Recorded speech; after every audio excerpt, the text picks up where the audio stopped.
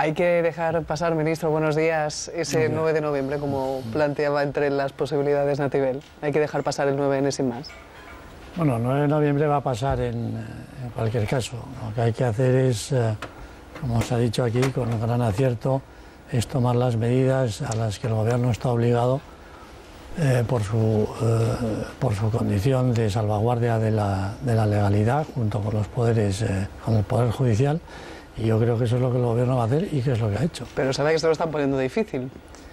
Porque... Bueno, también se ha dicho aquí, yo estoy totalmente de acuerdo que cuando uno empieza a ir por un camino confundido, como se está yendo por parte de determinadas autoridades en Cataluña, pues acaba siendo una situación casi esperpéntica lo que se produce allí. Es decir, empieza uno a perder las bases hipotéticas jurídicas en las que se podría mover en cada momento y acaba haciendo una situación, se acaba llegando a una situación que es desde luego poco ejemplar desde el punto de vista institucional, cualquiera que sea la institución a la que le afecta, y desde luego en mi opinión, una cierta vejación hacia determinada, en general hacia la población de Cataluña y muy particularmente a aquellos a los que se quiere manipular. ¿Usted por dónde cree que puede estar la salida a toda esta situación catalana? Cuando usted también charla con el resto de ministros, con el presidente. Yo creo que ahí hay que remontarse a algo más importante, que es la incardinación de Cataluña en España.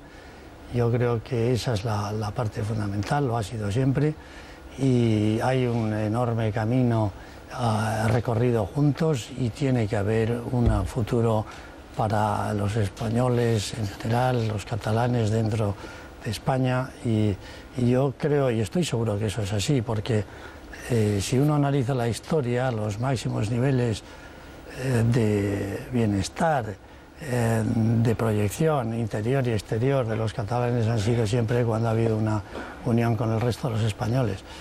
El resto de los españoles, que suena como si fuesen catalanes, y el resto de los españoles, cuando estamos hablando realmente de quienes han compartido 500 años de historia, que yo creo que une muchísimo más que lo que separa. Hay pocos pueblos que lleven unidos 500 años en el mundo, y por lo tanto yo creo que eso es la evidencia empírica de que juntos estamos mejor que separados.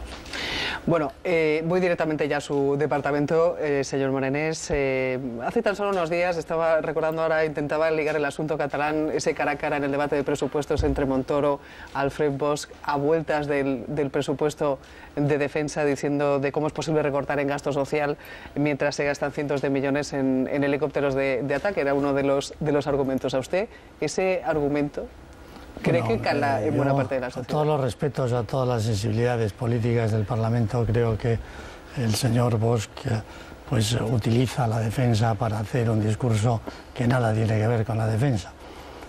Yo creo que el gasto en defensa, como lo demuestran todos los países que tienen una responsabilidad y saben que la seguridad es la primera que tiene todo el gobierno, dotar de responsabilidad a sus pueblos, de seguridad, perdón, pues creo que es un gasto absolutamente necesario.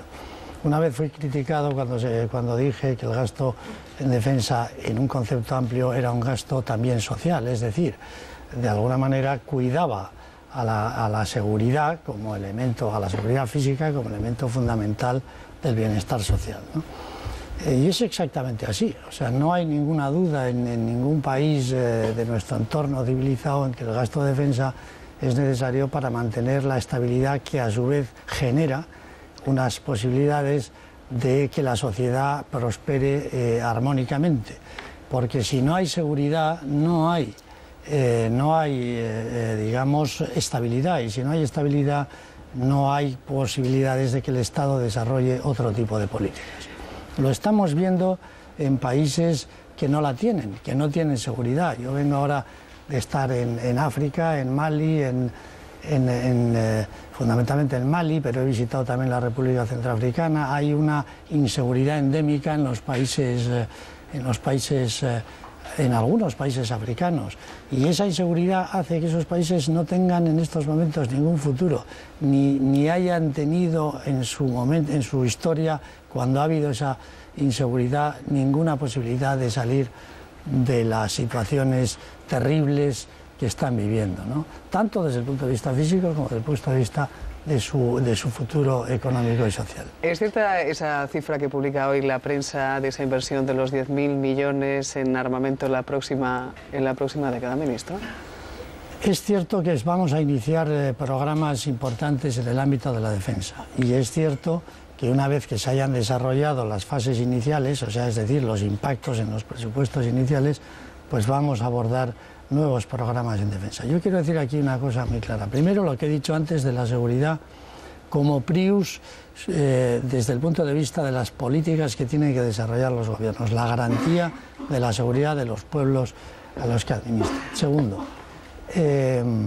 vinculada a la de seguridad está la industria de la defensa de una manera extremadamente cercana. Es decir, no hay una posibilidad de garantizar la seguridad de una manera integral si no se tiene también la garantía del suministro de los elementos que hacen falta para esa seguridad.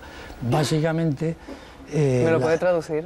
¿O ponemos algún ejemplo? Sí, por ejemplo, pues es la industria militar. Por ejemplo, el Reino Unido, Francia, Alemania, Italia, los Estados Unidos de América y también España, de alguna forma, tienen y han desarrollado a lo largo del tiempo una industria militar que además genera unos puestos de trabajo de altísimo nivel tecnológico que permiten, por ejemplo, que hay un estudio en ese sentido, que las inversiones en defensa, 1 euro en defensa genera 2 euros en la economía. Un puesto de trabajo en defensa genera 2 puestos de trabajo en la economía. En defensa no, en la industria de defensa. Por lo tanto, nosotros tenemos que ver eso desde el punto de vista de la necesidad militar, pero también desde el punto de vista económico e industrial, porque la industria de defensa, repito, es una industria de altísimo nivel tecnológico que permite la aplicación dual de las tecnologías que se van desarrollando en otros ámbitos de la actividad industrial. Y no se olvide que estamos hablando de 20.000 puestos de trabajo directos y casi 40.000 indirectos. Bueno, enseguida le voy a dejar paso a nuestros analistas para que pregunten al ministro, pero tenía alguna cuestión más. Mucho se ha hablado de ese envío de los 300 militares españoles a Irak, el regreso de nuestras tropas. ¿Realmente ese envío de militares, de esos 300 efectivos, no supone ningún riesgo en este caso ni para la seguridad en España, ni tampoco para los nacionales españoles que están allí en Irak?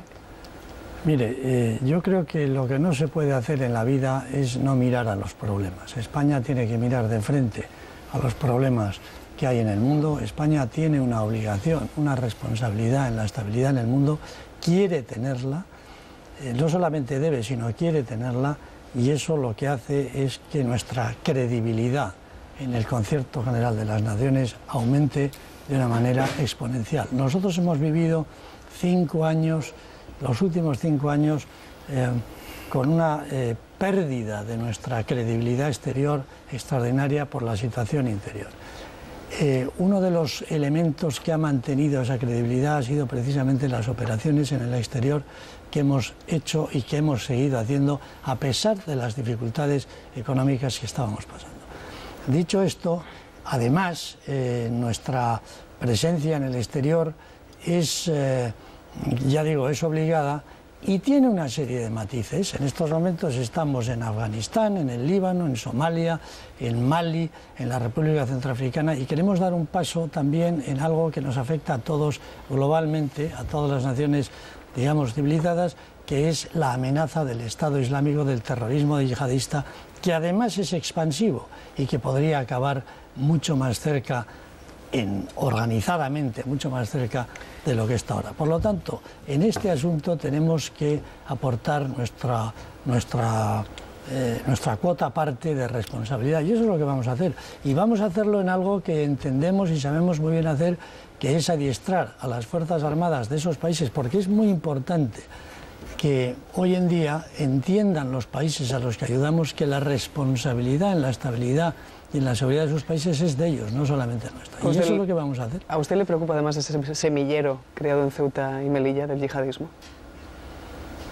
Por supuesto que me preocupa. A mí me preocupa todos aquellos elementos organizados de una manera o de otra. Pueden ser organizados en común, organizados de manera solitaria, que de alguna manera atenten contra la seguridad de nuestros ciudadanos. Y no solamente de nuestros ciudadanos, sino de los ciudadanos de nuestros países aliados. El norte de África puede ser un foco de estabilidad y un foco de inestabilidad. Y eso es lo que nosotros estamos tratando de evitar, que sea un foco de inestabilidad. Y por eso estamos en Mali, por eso estamos en Somalia, y por eso estamos en Irak, por eso estamos en Afganistán. Y esto es la obligación que tenemos. Buenos días, ministro. Hola. España vuelve a Irak 10 años después de que el anterior gobierno ordenara la salida de las tropas, y España vuelve en el marco de una operación internacional con más países, y vuelven 300 soldados españoles, 300 militares. Usted ha dicho que hay que mirar los problemas de frente.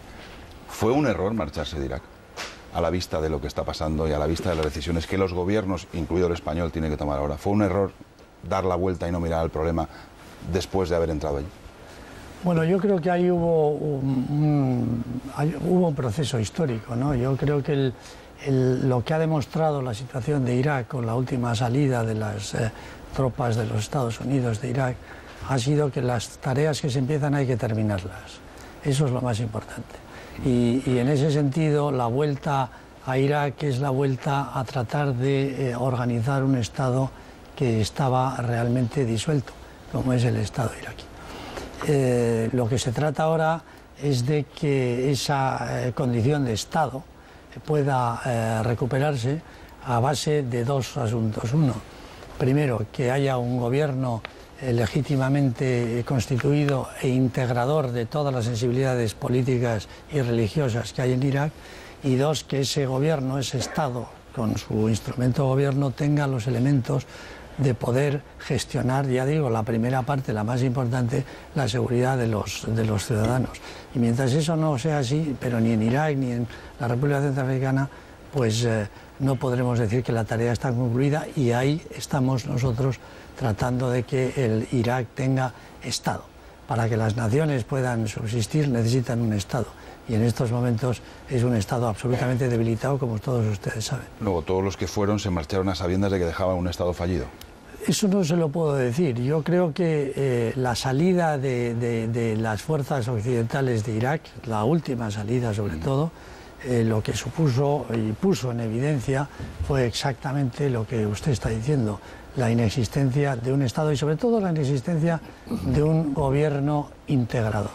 Yo creo que el gobierno de Maliki fue un gobierno que de alguna manera atentó contra los derechos de algunas sensibilidades políticas y religiosas que había en Irak, y eso supuso ni más ni menos que el caldo de cultivo para el crecimiento de una explosión terrorista y yihadista como el Estado Islámico. Sí, ministro, cada año se produce como 1,5 billones de dólares en gastos militares. De ese porcentaje, que es el 2,7 del PIB mundial, se destina naturalmente a la industria de armamento. Pero ¿qué porcentaje se desvía hacia el tráfico de armas ilegales?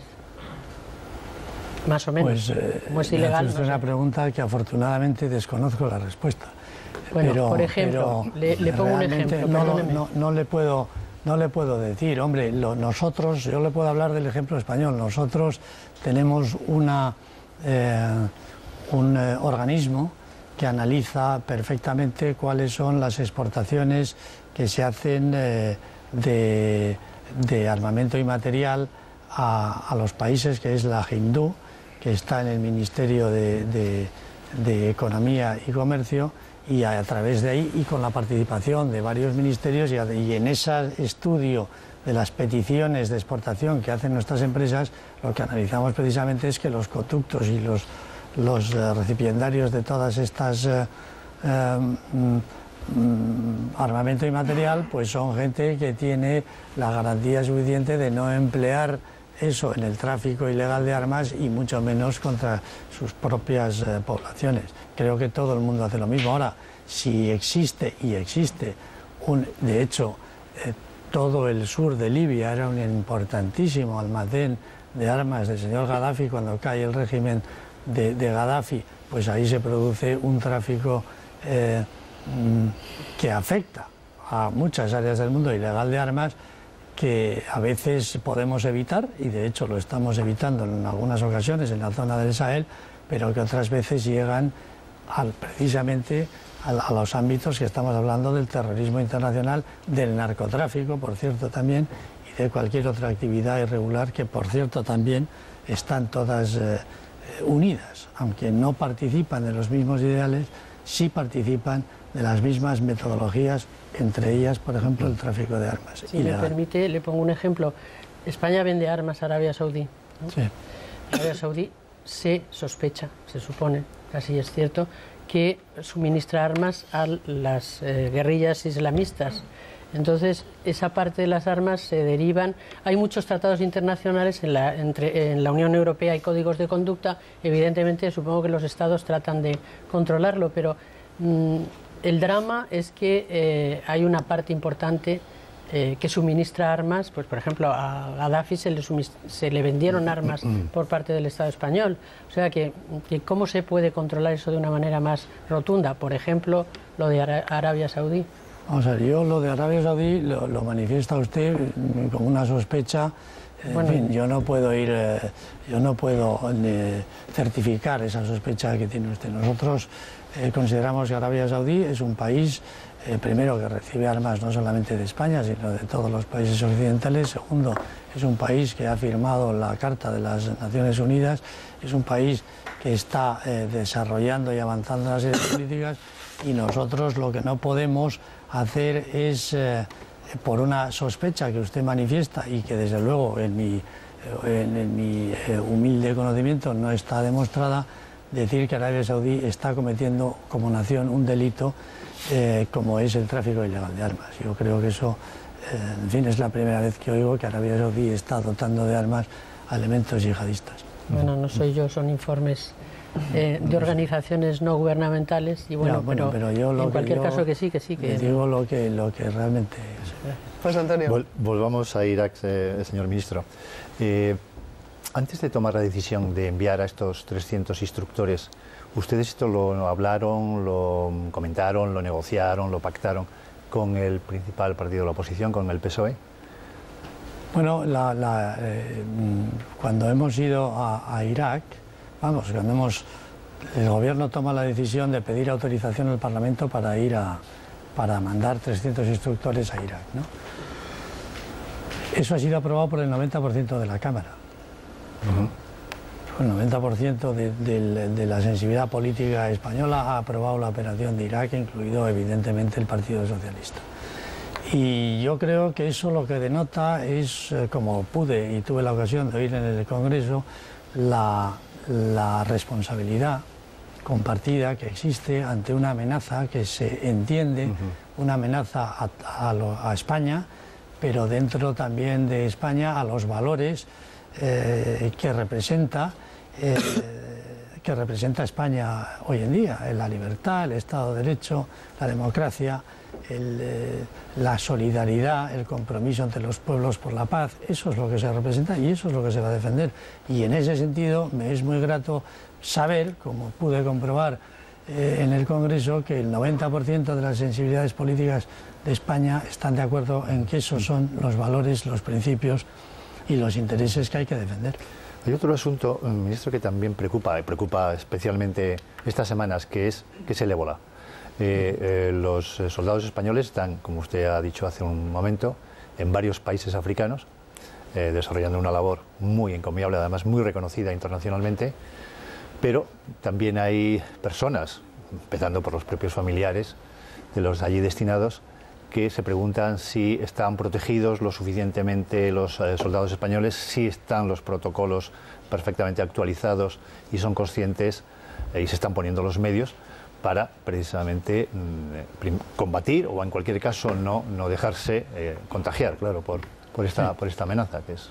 Bueno, nosotros tenemos desde hace tiempo ya establecido en nuestras operaciones en el exterior una serie de protocolos y de actuaciones previas que de alguna manera van en contra no solamente de una posible contagio ébola, sino de cualquier otra enfermedad que en esas zonas donde estamos las hay y muchas, ¿no?